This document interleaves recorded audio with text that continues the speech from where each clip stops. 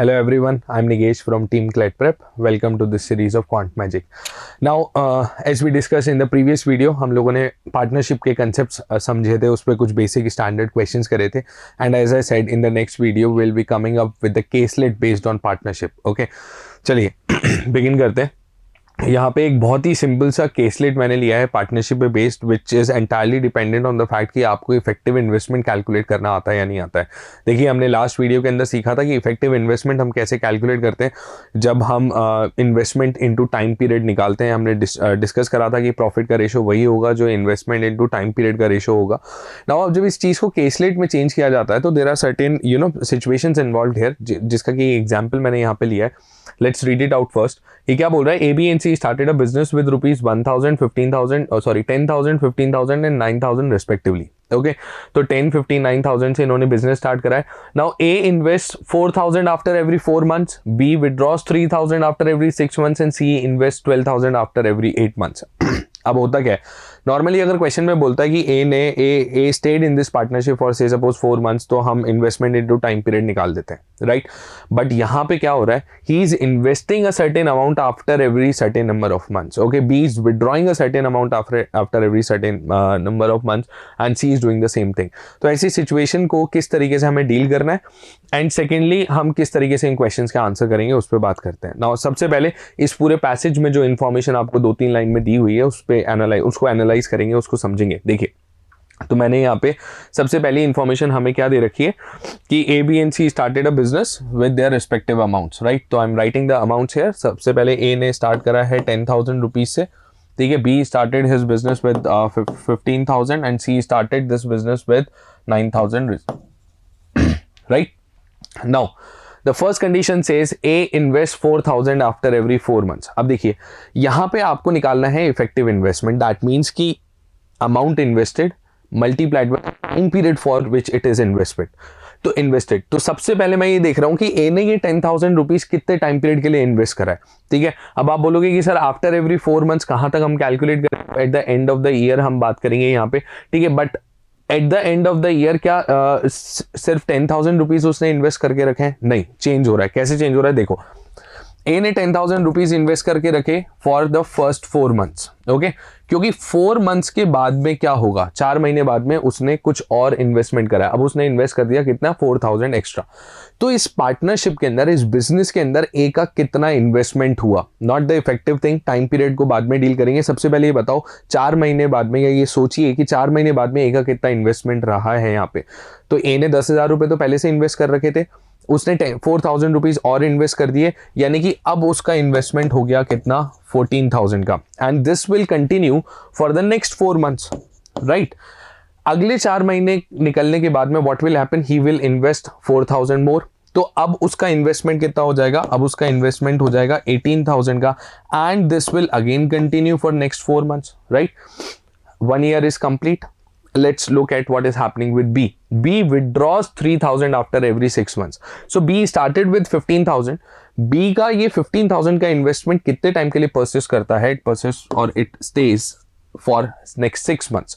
6 months के बाद में क्या हो रहा है? He is withdrawing 3,000 rupees. उसने 3,000 रुपीज निकाल लिए हैं. तो उसका कितना इन्वेस्टमेंट बचा है इस पार्टनरशिप में? He is left with 12,000 rupees, okay, which will continue for another 6 months, right. What happens with C? C invests 12,000 after every 8 months. So C का जो initial investment था, which was 9,000 rupees, this will continue for the first 8 months. 8 months बाद में वो क्या करता है? 12,000 invest करता है. तो 9 plus 12 becomes 21,000. And if we are talking about 1 complete year, तो investment कितना होगा? 21,000, which will stay for next 4 months, right? So this is what has happened in this partnership. अब इस डेटा को यूज करके how am I going to calculate the net investment, net effective investment, उस पर बात करते हैं. तो देखिए, सबसे पहले आपको यहाँ पे इंडिविजुअल टाइम पीरियड्स के लिए इनका इफेक्टिव इन्वेस्टमेंट निकालना है. यानी 10,000 rupees were invested for 4 months, तो इफेक्टिवली कितना हुआ? 40,000 rupees, right. 14,000 was invested for next 4 months, तो इफेक्टिवली कितना हो? 14 into 4 is 56,000 rupees, okay. 18,000 was invested for next 4 months, तो इफेक्टिवली कितना हुआ? 18 into 4 is 72,000 rupees, Okay, now if I'm trying to calculate the total effective investment of A, तो मैं क्या करूंगा, मैं इन सारे अमाउंट्स को ऐड कर दूंगा, राइट? तो 72 plus 56 is what, 128 plus 40 become 168,000 rupees. So what is the effective investment of A in this partnership? For the first year it is 168,000 rupees, right? I suppose ये आपको समझ में आया होगा. This is very simple. हमने individual months के लिए investment और टाइम पीरियड को मल्टीप्लाई करके इफेक्टिव इन्वेस्टमेंट निकाला है. Let's do the same thing for B as well. अब देखिए बी के लिए 15,000 था फॉर द फर्स्ट 6 मंथ्स, तो इफेक्टिवली कितना हो गया, 15 into 6 that is 90,000 rupees, right? Next 12,000 था फॉर द नेक्स्ट 6 मंथ्स, तो 12 इंटू 6 इज व्हाट, 72,000 रुपीज. इन दोनों को मैं क्या करूंगा, ऐड कर दूंगा, तो 92 plus 72 becomes 162,000 rupees, right? Let's do the same thing for C. 9,000 for 8 months यानी कि हो गया 72,000 and 21,000 for 4 months becomes 84,000. If you will add it, 72 plus 84 becomes 156,000 rupees, right? So what we have done, we have found out the effective investment, net effective investment at the end of the year for all three of them, A, B and C. Now the first question is, in what ratio must the profit be distributed among the three at the end of the year? Okay, पूरे एक साल की बात हो रही है, साल भर बाद में हमें किस रेशो में प्रॉफिट डिस्ट्रीब्यूट करना है. Very simple to calculate. हमें यहाँ पे इसको सिंप्लीफाई कर देना है. दिस इज दिस 6 से अगर मैं कैंसिल करता हूँ, which I can see is the common factor here, right? तो 6 into 2 is 48, 2 times and 7 is 42. और यहाँ पे एक चीज नोटिस करो, ये AP में है, डिफरेंस सेम है, तो this will be 26. So what is the ratio, required ratio? The required ratio is 28:27:26. That's option C. Now moving to the next question. If in the end of the year, again the question is talking about at the end of the year, okay, end of the year they earned a profit of rupees 24300, then find the share of it. तो आपको total profit दे रखा है कि 24300 rupees का हुआ है, आपको इस प्रॉफिट में से ए का शेयर निकालना है ना. हमें मालूम है कि प्रॉफिट किस रेशो में डिस्ट्रीब्यूट होगा, उनके नेट इफेक्टिव इन्वेस्टमेंट के रेशो में डिस्ट्रीब्यूट होगा. तो ए's profit will be 28 plus 27 is what, 55 plus 26 is 81. That means 28 by 81st part of 24300. This is what, exactly 3 times. So 28 into 3 is what, 8,400 rupees, right? That's option Bombay. Next question. In the above question, अब देखिए above question बोल रहा है तो पहले वाला data ही use करना है, यानी कि अगले क्वेश्चन के लिए भी टोटल प्रॉफिट हम कितना लेकर के चलेंगे, 24300. B uses his profit to buy a bicycle at 10% discount, then find the market price of the bicycle. अब यहाँ पे क्या हुआ, it was entirely based on partnership. Suddenly एक प्रॉफिट लॉस का छोटा सा कंसेप्ट आ गया जो कि आपको पता होना चाहिए कि 10% डिस्काउंट पे खरीदा है तो मार्क प्राइस हमें कैसे निकालना है. Now let's see. सबसे पहले हम क्या करेंगे, बी का प्रॉफिट निकालेंगे. तो बी का प्रॉफिट कितना होगा, 27 by 81st part of 24300. या फिर आप लॉजिकली सोच सकते थे, जब ये AP में है तो इससे 300 कम होने वाला है, यानी कि आपके पास में अगर आप इसे सॉल्व भी करेंगे तो भी 8100 आएगा, या फिर आप 8400 में से 300 कम कर लेते तो भी आपके पास में 8100 आ जाता, राइट? नाउ 8100 रुपीज में उसने एक बाइसिकल को परचेज करा है, और किस पे परचेज करा है, एट 10% डिस्काउंट. तो मार्क प्राइस का 90% शुड बी इक्वल टू 8100. तो the actual mark price, okay, the mark price that is 90% is 8100, right?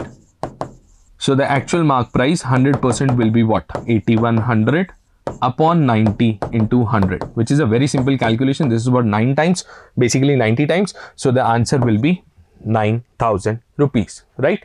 तो प्रॉफिट लॉस को लेकर के आ गए पार्टनरशिप के साथ में, और केसलेट्स में यही होता है. आपको बेसिक इंफॉर्मेशन यहाँ पे कंक्लूड करवा रहे हैं और उसके बाद में अलग अलग छोटे छोटे कंसेप्ट्स को यूज करके आपसे क्वेश्चंस पूछे जाएंगे. Okay, let's try the fourth question. If at the end of the year C earned a profit of rupees 3380, then now C is earning a profit of 3380 rupees. आपको C का profit दिया है, तो ये 24300 वाला जो पूरा डेटा था ये मेरे लिए इररेलेवेंट हो गया, क्योंकि अब टोटल प्रॉफिट भी अलग से निकलेगा. In fact that is what is asked in the question कि then find the total profit at the end of the year. लेकिन ratio will remain same, it is not going to change. तो C का profit कितना होगा, C का profit होगा 26 by 81st part, okay, of the total profit. Let it be X, and this is given to me as what, 3380. Okay 3380। आपको x लिखने की भी जरूरत नहीं थी, आप डायरेक्ट इसे 26 से डिवाइड करके और आप 81 से मल्टीप्लाई कर सकते थे, you could have done that. Okay now अगर आप यहाँ पे ध्यान से देखेंगे तो 13 से हम कैंसिल कर सकते हैं, this is 2 times is 26, 78 and this is what 6 times 260 which is very simple 130 को मुझे 13 को 81 से मल्टीप्लाई करना है, दैट इज व्हाट 1 कैरी जाएगा तो मेरे पास में आएगा 10510। ओके सॉरी 30 105 13 से मल्टीप्लाई करेंगे 10530 right. So the correct answer will be Bombay again. Okay, moving to the last question. In the above question, find the profit share of B. तो आप total profit already निकाल चुके हैं 10530, right?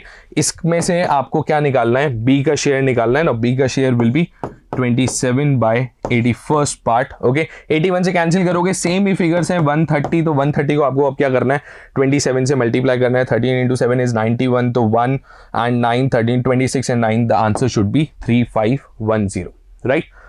अब आप यहां पे रियलाइज करो कि एक पार्टनरशिप जो कि individually is a very simple concept, very simple application of ratios, उसको मैंने चेंज कर दिया किसमें, एक केसलेट के अंदर, राइट।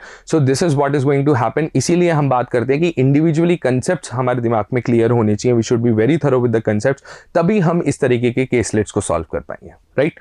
चलिए सो this was an example of a caselet. Okay, now in the coming videos we'll be learning same sort of concepts and then trying them in different formats which can be asked in the exam. Thank you.